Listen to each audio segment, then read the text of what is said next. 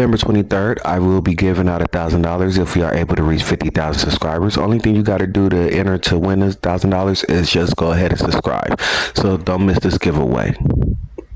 Alright, imagine this. You're a master thief, just pulled off the ultimate diamond heist, and you hide your loot in a building under construction. Smart, right?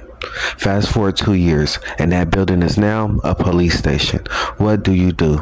You pretend to be a cop, of course, walking the Blue Streak, where Martin Lawrence is out here accidentally solving crimes while trying to get his diamond back.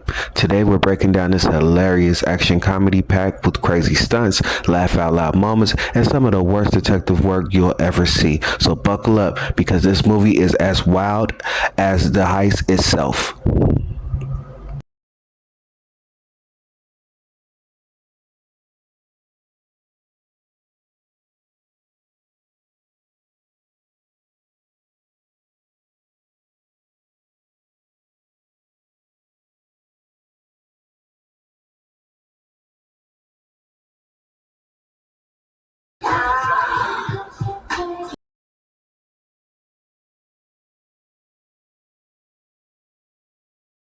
Welcome back, people. Today we are going on a heist with none other than comedy legend Martin Lawrence.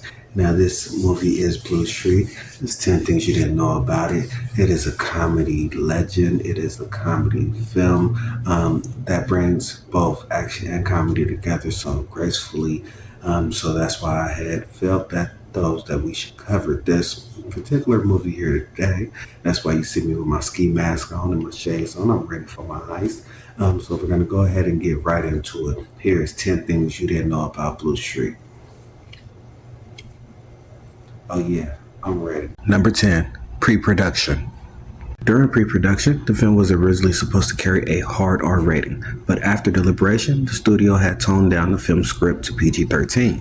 This meant changing the plot, dialogue, and characters. John August was hired as a script doctor to make these changes. John August's other work includes Charlie's Angels, Iron Man, and Prince of Persia. So you're telling me somewhere out there in the world there's an R-rated version of Blue Streak? Who do I gotta rob to get my hands on that movie? Number 9. Film location. Most of Blue Streak was filmed in downtown Los Angeles. The police station is actually a facade that was bolted onto the Los Angeles Central Public Library. The facade itself took the production department 5 weeks to build and another 1.5 weeks to attach to the library. Shooting spots was also at Sony Picture Studios, which is located in Clover City, California. Yeah, looking back on it, it does. Blue Streak does give you an LA type of vibe, so I'm glad that they was able to shoot that movie actually in LA to keep it more authentic with LA culture and LA vibe structure out there. Number 8, Dave Chappelle in a dress. According to Dave Chappelle, in an interview on February 3rd, 2006, a scene was written during filming in which his character was to wear a dress while disguised as a prostitute. Chappelle admittedly refused.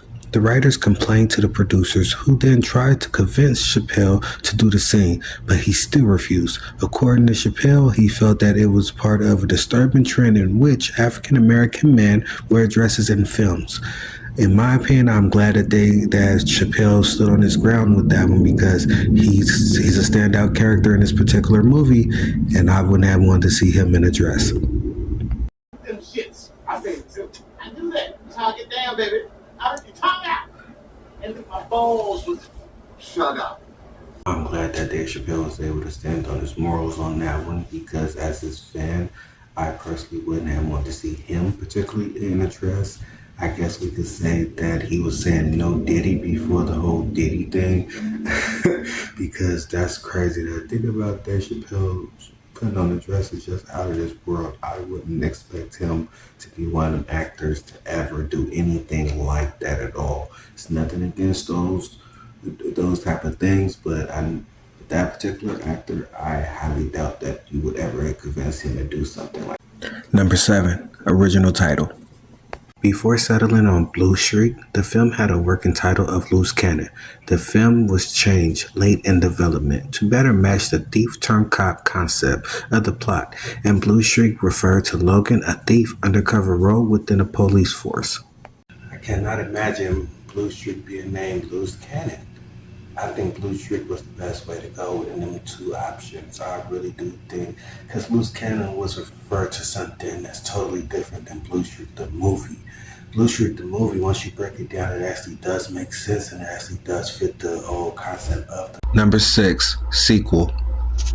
A sequel was set to be in early development in 2001, with the release date in 2002. The plot would be Carson tracking down Miles in Mexico to convince him to help foil a potential bomb threat.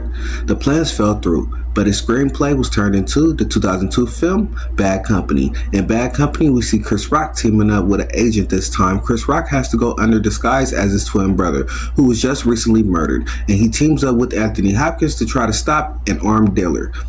Honestly, when I watched Bad Company again, I could see the comparisons. And honestly, going back, looking at it, I used to always get Blue Streak and Bad Company mixed up. Like I said previously, I do see the comparisons in the movies now that I'm older, and now that I understand that that is the screenplay for the second movie to Blue Streak. It makes a lot more sense to me now. But at first, I really used to get them mixed up coming up as a kid. I used to say, hey, I want to watch this one, but it really be Blue Streak or it really be Bad Company that I'm referring to, just because they were so similar to. Number 5, Luke Wilson.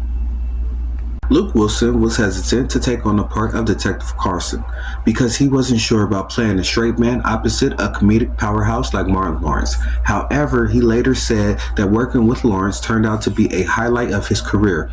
Luke Wilson will go on to have a good career of his own, co-starring in movies like Scream 2, where he plays Billy Loomis, Legally Blonde 1 and 2, and meet back up with Martin Lawrence in Death at a Funeral. Number 4, a long-time partnership. Trick marked the third collaboration between Martin Lawrence and producer Neil H. Mortiz. The two had previously worked together on Nothing to Lose in 1997, and their partnership continued after Blue Streak with Bad Boys 2 in 2003.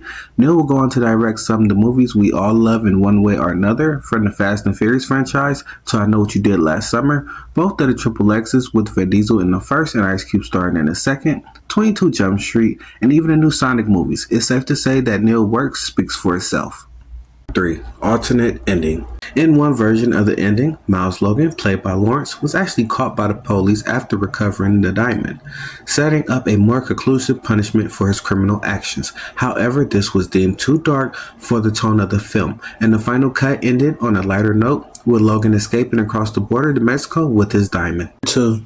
Casting possibilities. Before Martin Lawrence was cast as the lead in Blue Streak, there were a few other actors rumored or considered for roles. Here are some of the key casting rumors. Chris Tucker. Tucker passed on a project likely due to his commitment to Rush Hour 2, which would come out a year later.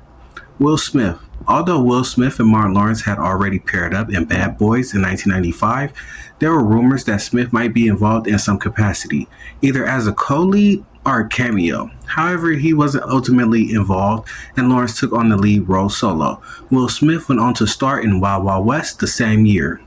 Eddie Murphy. Given a film similarity to Beverly Hills Cop, Eddie Murphy's name came up in early talk as well. He was known for blending action and comedy, much like the tone Blue Streak aimed for. However, Murphy was focused on other projects and Lawrence ended up getting the role. But Eddie Murphy and Lawrence would team up the same year in their collaboration smash comedy movie, Life. Dave Spade. There were rumors that Dave Spade, known for his snarky comedic style, was considered for a supporting role in the movie. It's unclear if he was considered for Luke Wilson's role as Detective Carson or another supporting role, but the idea of Spade being involved was floating around during early casting decisions. He will star in the love comedy Lost and Found the same year. Cuba Gooding Jr. In the 1990s, Cuba Gooding Jr. was transitioning between dramatic roles from Boys in the Hood, Gladiator, Jerry Maguire, to more a comedic part. His name was briefly in the mix for Blue Streak, particularly in the role of Miles Logan, though he ultimately didn't move forward with the project. Blue Streak could have taken on different tones and dynamics with other actors in the mix. However, the final cast, led by Martin Lawrence, ended up creating the specific blend of comedy and action that made the movie. Number 1, box office. The film had a production budget of approximately $36 million. Blue Streak debuted at number 1 in North America during its opening weekend in September of 1999, earning around $19.2 million. The film went on to gross approximately $68 million in the US and Canada. Globally, Blue Streak performed well in international markets, grossing around $48 million outside North America. In total, the film earned over $117 million worldwide, making it a solid hit, especially for a comedy action film from that era. Okay, so now that we've talked about the fun facts of the movie, I gotta ask y'all a question. Would you infiltrate a police station to get your diamond back, knowing that it's worth $17 million? Drop it in the comments if you would. But we will be back shortly. It was fun hanging out with you guys today. That was Blue Streak, 10 things you didn't know about Blue Streak. I'll catch you guys later. Wish me luck. I'm going on my heist.